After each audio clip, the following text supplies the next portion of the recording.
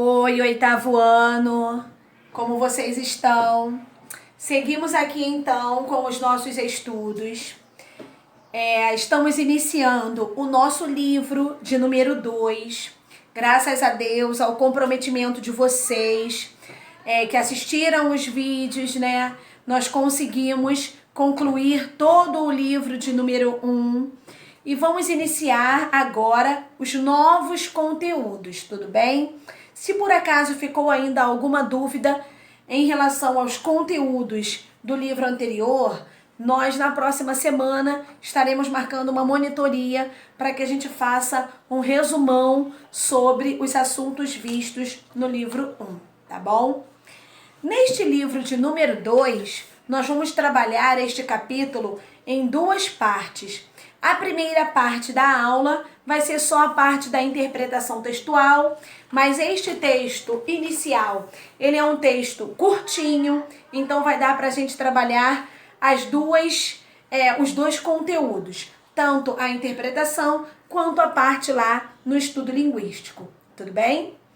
Então, neste primeiro texto, ele traz para a gente a informação do que vem a ser um argumento, em que, na verdade, nós já estudamos um pouquinho sobre textos em que se utilizava de uma linguagem argumentativa, quando nós vimos os editoriais e os textos de artigo de opinião, porque aqueles argumentos tentavam convencer você de alguma coisa, lembram-se disso? Então, o que vem a ser o argumento, né? Argumento é aquilo que você utiliza para você confirmar ou negar uma certa posição em relação a alguma coisa. Quando você vai se justificar de alguma coisa em que você fez. Como você utiliza esses seus argumentos? Você tenta falar para a pessoa, né, algo que ou confirme ou negue aquilo que você de fato tenha feito. E este nosso texto, bem curtinho, que tem lá como título na página 9 do seu livro, Entenda por que a liberdade de imprensa é importante, vai falar sobre esse tema, da liberdade de imprensa, porque a gente vive, né, cercado de muitas informações, informações passadas através de mídias, né? Informações em que a gente escuta na televisão, nos jornais, em revistas. Essas informações, nem sempre elas são reais, nem sempre vão de acordo com aquilo que você pensa. Então, é preciso este respeito, né, às informações. Você pode não concordar com aquilo ali, mas você precisa respeitar a forma que eles estão passando aquela determinada informação. Mas também interessante em que você busque aquela informação em diversos meios diferentes. Por exemplo, vamos trazer aqui este tema de liberdade de imprensa para o tema da atualidade, que infelizmente é o coronavírus, né? São vários meios de comunicação falando sobre este tema. Umas imprensas utilizam de uma forma mais pesadas e aí trazem pra gente informações de muitas tristezas, poucas coisas boas que venham acontecendo sobre isso. Outras mídias já pegam este assunto e tratam de uma forma mais leve. Então tudo depende de como a imprensa dirige, né, trabalha aquele nosso tema. Então é importante que você esteja também por dentro desses assuntos para que você também possa ter os seus argumentos para poder debater sobre esses determinados assuntos. Então você vai ler este texto e fazer a interpretação dele, que é bem curtinho, lá da página 9 e da página 10, tá bom? E lá na página 11, nós vamos fazer esta nossa pesquisa justamente sobre este tema do Covid-19, porque é um assunto que está muito em alta, que tem nos deixado em isolamento e é ótimo para responder estas perguntas lá da página 11. Você vai pegar textos em que você tenha lido sobre isto. Se ainda não leu nenhum, peguem alguns materiais de internet, em qualquer site que você entre, né? Ou se não assistir pela internet, né? Só passe um dia lendo alguns jornais ou assistindo alguns jornais para que possa responder estas questões relacionadas a este tema específico, tá bom? Porque ele aqui pede para que você pesquise um assunto que está em voga no momento. Então, nós vamos utilizar este tema como foco para a interpretação da página 11, tá bom? Onde você vai colocar qual é o assunto dos textos, quais são os nomes dos jornais, das revistas, os dos portais de notícias que você consultou sobre este assunto. Aí, se você só consultou a internet, coloque a indicação da internet, ou se foi apenas canais de televisão ou nomes de jornais impressos, coloque aqui também. De que formas os diferentes veículos de mídia descrevem o fato, porque foi como eu falei, determinadas imprensas falam de uma maneira, outra imprensa fala de outra. Então, você percebeu alguma diferença ao examinar estas informações? Para você relatar aqui também. E na D, é possível, com base na descrição do fato, perceber o ponto de vista de cada um deles? Algumas vezes a gente escuta muito assim: a Globo está tentando manipular para a saída do Bolsonaro, né? Já ouviu esse termo em que certas mídias tentam muitas vezes manipular a cabeça dos seus telespectadores? Então, você percebeu através dessas notícias que você leu sobre o coronavírus algumas informações em que estava tentando, né, levantar o seu ponto de vista pessoal? Coloque aqui e faça um ótimo registro lá na página 11, tá bom?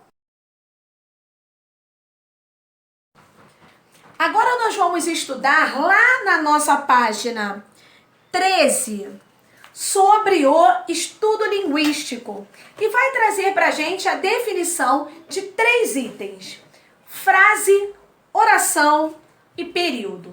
São parecidas, porém não são iguais. Vamos começar pela frase. O que é uma frase? A frase é um enunciado em que tem um sentido completo. Por que eu digo que ela tem que ser um enunciado de sentido completo, né? Porque você não pode simplesmente arrumar todas aquelas palavras, por exemplo, cadeira, mesa, papel, janela. Isso não é uma frase. Eu apenas juntei palavras, mas eu não consegui transmitir nenhuma informação com aquilo ali. Não teve sentido naquilo que eu expus. Então, a frase, ela precisa ser um enunciado em que tenha um sentido completo. Beleza até aí? Então, estas frases podem ser curtas ou longas. Existem frases que têm apenas uma palavra, tipo socorro, viva, uau, sai. Então, são frases pequenas, né? Mas também existem aquelas frases em que usam uma porção de palavras. E de acordo com o seu sentido, as frases podem ser declarativas, e aí elas se classificam em declarativas negativas e afirmativas, exclamativas, imperativas e interrogativas. As frases declarativas, elas informam ou elas declaram algo. As frases interrogativas, elas fazem algum questionamento, né? Alguma pergunta, seja ela direta ou indireta. As exclamativas, elas demonstram pra gente algum estado emotivo. E as imperativas, elas podem expressar ordem, desejo, súplica, conselho. Bem, falamos sobre o sentido da frase, né? Que eram esses que a gente já olhou anteriormente. E em relação à construção das frases, as frases podem ser verbais ou nominais. O que vem a ser uma frase verbal? O próprio nome já diz, né? Frase verbal é aquela que contém verbo. E a frase nominal? A frase nominal é uma frase que não contém verbo. Exemplo, professora, bom dia. Bom dia não utilizou nenhum verbo. Então, é uma frase nominal. E se eu quisesse transformar esta minha frase nominal, bom dia, em uma frase verbal? Peraí, se é uma frase verbal, eu tenho que acrescentar um verbo. Poderia ser, tenha um bom dia. Eu desejo um bom dia. Entendeu? Frase verbal, a frase que tem verbo. Frase nominal, a frase que não tem verbo. Seguimos então com a outra denominação, oração. A oração, ela vai estar estruturada toda ao redor daquele verbo. Então, obrigatoriamente, para ser denominada uma oração, eu tenho que ter um verbo. Então, toda a frase verbal, que era aquela que tinha verbo, é uma oração. Mas nem toda oração é uma frase verbal. Como assim, professora? Porque se a frase é verbal, ela tem verbo. Logo, ela é uma oração. Mas por que a oração nem sempre é uma frase verbal? Porque para ser frase, eu falei lá na primeira definição, para ser frase, ela precisa do quê? De um sentido completo. Então, nem sempre aquela parte da minha oração, ela tem um sentido completo. E o que vem a ser o período? O período, ele é uma frase organizada com uma ou com mais orações. Eu posso ter diversas orações dentro daquele meu período. E o período, ele se classifica em período simples e período composto. Quando eu vou ter um período simples? Quando aquela minha frase estiver formada apenas por uma oração. Quando vai ser período composto? Quando aquela minha frase estiver organizada por mais de uma oração. Que, como eu falei, naquele período pode ter várias orações. E como eu vou saber que ela é uma oração? Eu vou contar pela quantidade de verbos. Onde estiver ali aquele verbo, a estrutura em torno dele vai ser uma oração. Então, se eu tenho ali 4 verbos naquela minha frase, obrigatoriamente eu vou ter 4 orações dentro daquele meu período. E se eu tenho 4 orações dentro do meu período, ele vai ser denominado período composto. Beleza? Conseguiram entender? A frase, os tipos de frase, a frase nominal, frase verbal, a oração, que ela deve estar estruturada em relação ao verbo, e o período, que é a frase organizada por estas orações. Vou colocar aqui o resumo destas 3 indicações de frase, oração e período, tá bom?